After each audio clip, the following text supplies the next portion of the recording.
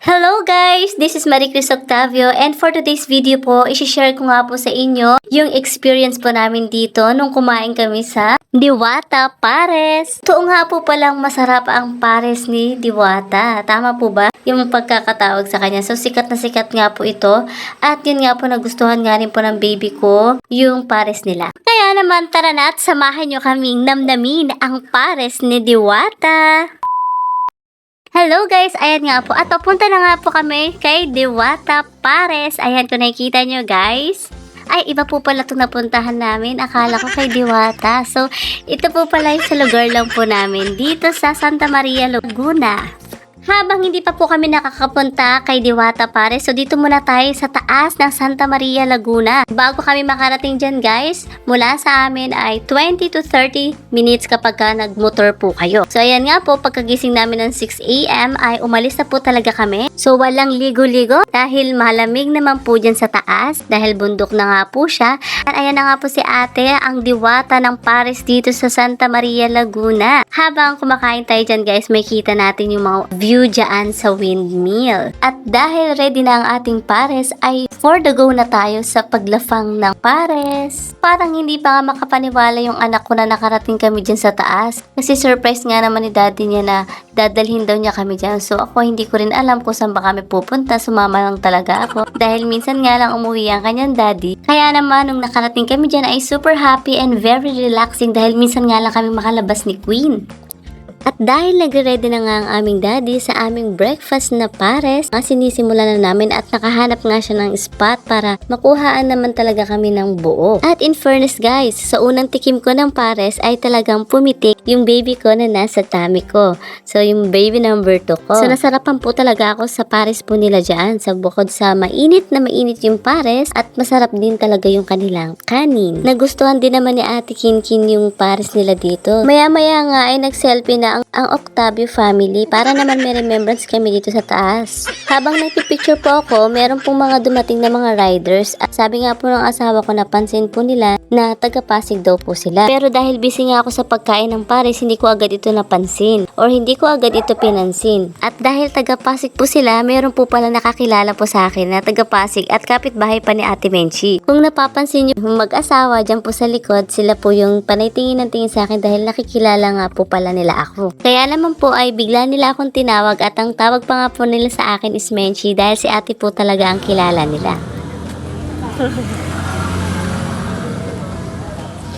Nag-send na nga ako kay Menchi. Nako, magagulat yun.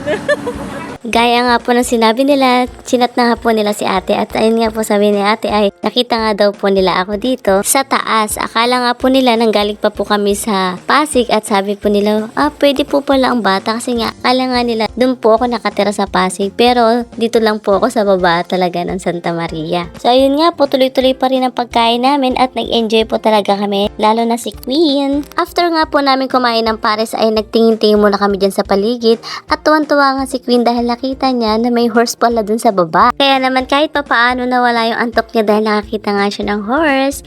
Nagpakuha na nga rin ako sa asawa ko. Sabi ko sa kanya, kunwari hindi ko nakita pero hindi ko talaga natiis at tawa pa rin ako. Ang hirap din pala maging artista. Char! Talagang nakaka-relax naman dyan sa taas. At syempre kasama mo yung pamilya mo. Pamilya. Kaya naman enjoy po talaga. After nga po namin mag-selfie at mag-video dyan, ay maya-maya po ay ginala po muna namin yung area dyan at tinignan namin kung ano pa po yung mga tinda po nila. At sa paglalakad nga po namin, nakakita po ako ng nagbebenta ng taho at sabi nga po niya ay parang kilala niya ang aking asawa. So nakikita nga daw po niya yung asawa ko doon sa baba. So taga doon po pala siya sa baba ng Santa Maria. So sabi naman ng asawa ko, yan daw po ay tatay ng kanyang kaklase. Imagine that guys, dinadayo niya po yung taas para magtinda lang po dyan.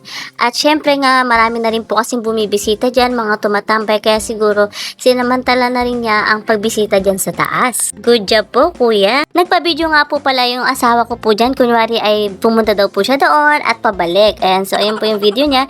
And then after po nyan guys is nag-order na po kami ng aming inumin. So pinababa lang po namin yung kinain naming pares. And then habang nag-aantay siya ng order niya ay pinadede po muna namin si Queen. Opo, nagdedede pa po si Queen tangki, minsan sa bote niya, or minsan naman sa kanyang baso. At dumating na nga yung order ni Daddy at titikman daw niya kung masarap daw ba ang coffee dito. At ayan nga, nakakapit pa rin ang kanyang baby dahil sobrang miss din naman talaga niya ang daddy niya. Minsan lang sila magkasama. Kaya naman super sweet ng kanyang ate Queen. Titikman na nga ni Daddy ang kanyang coffee dito sa taas ng Santa Maria. Susubukan daw niya kung okay daw ba ang kape dito. At habang nagkakape nga po siya, makikita po natin yung view dyan. Ganyan lang po yung space nila dyan. Habang nagkakape nga yung asawa ko, nag-order na rin ako ng maiinom ko. So nag-try ako dyan guys ng honey lemon dahil ang madalas na iniinom ko talaga or yung mga ino-order ko is milk tea. Pero since buntis nga ako, ang sabi ng asawa ko, ang i-order ko daw po is yung honey lemon. Dahil naka-order na nga ako, ito namang anak ko ay nag-enjoy na rin sa paglalaro niya ng tissue. So ayan, paupo na nga ako at happy ako dahil makakainom na ako ng honey lemon. Nag-try na nga din bumili ang asawa ko ng butchi kasabay ng kanyang mainit na kape. So nasarap pa naman siya sa kanilang butchi. Ayan, enjoy na enjoy naman. Kita niyo naman, di ba? Pakape-kape na lang. Dumating na din ang honey lemon ni Inday. Tingnan niyo naman, nag-happy happy face naman ako dyan. So sabi ko, picture mo muna ako bago ako inumin. Talagang nasarap pa naman ako sa honey lemon nila. Para lang din ako umiinom ng calamansi juice since favorite ko naman po talaga ang calamansi juice since nung bata ako. So sabi ko, gustong gusto ko siya. Sabi ko ganun. At gusto rin naman ang asawa ko yung para sa akin para healthy daw ako. Siyempre nagbubuntis ako. Dapat yan daw ang mga inumin ko. Wag daw yung mga milk tea. At habang nagre-relax nga po kami at painom-inom dyan, maya-maya po guys ay iba naman po ang pupuntahan namin dyan para makita nyo rin po kung ano po yung mga tinda po nila dyan. So tara, maglakad-lakad ulit tayo. Dyan sa part na yan guys, dyan kami nag-coffee or nag-drink ng honey lemon. So maliit lang din ang space nila. And then banda dyan guys, dyan naman may pares din sila dyan. Bali dalawa yung nagtitinda ng pares.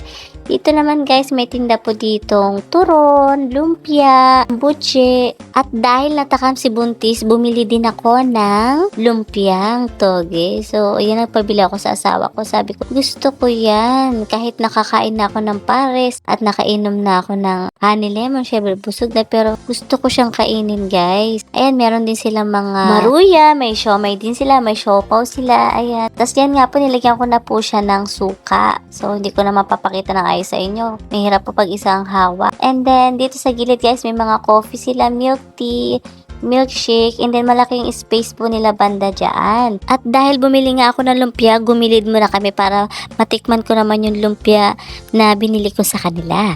So ayan nga po guys, samahan nyo akong tikman ang lumpiang togi po dito sa taas. So ayan, nag-enjoy naman ako sa pagkain ko kahit na alam kong busog ako. Hindi ko nga lang siya naubos guys kasi nga kumain na ako ng pares, nag-honey lemon pa ako, kaya hindi ko rin siya naubos. Maya-maya nga po ay nag-enjoy na po talaga si Queen sa kanyang paggagala dito sa taas. Pero double check pa rin po kami sa kanya kasi mamaya bigla po siyang tumakbo bandang gitna. May mga nagpapatakbo din po dyan na mabilis. Yung iba naman dahan-dahan lang. So kailangan nyo pa rin bantayan yung mga anak nyo kapag nagpunta po kayo dyan. Sa mga gusto pong bumisita dito sa lugar po namin ay mag-ingat po sana tayo sa pagdadrive. Akyat po dito sa taas. Kasi nga po ang daan po talaga dito sa Laguna ay paikot-ikot siya. Dahil kahit ako ay nahihilo po talaga ako. So, hindi po talaga ako taga rito, yung asawa ko lang po. Nahihilo lang po kapag ang gamit po namin is yung nakakotse kami. Pero pagka motor po, napakasarap po talaga magbiyahe. Pero okay lang guys, dahil wala naman kaming kotse, motor lang po talaga ang ginagamit namin. Nagre-ready na nga din po kami umuwi dahil mamaya mainit na din po dyan. At pagkahapon na po, ay malamig po dyan. At hanggang dito na nga lang po ang video na to. Sana po ay natuwa kayo. Kung nagandahan po kayo dito sa lugar namin at gusto nyo rin pumunta, tara! I-share nyo to sa iba at paki-follow na rin po ang page ko na Marie Cris Octavio Vlogs. See you on my next vlog guys. Bye!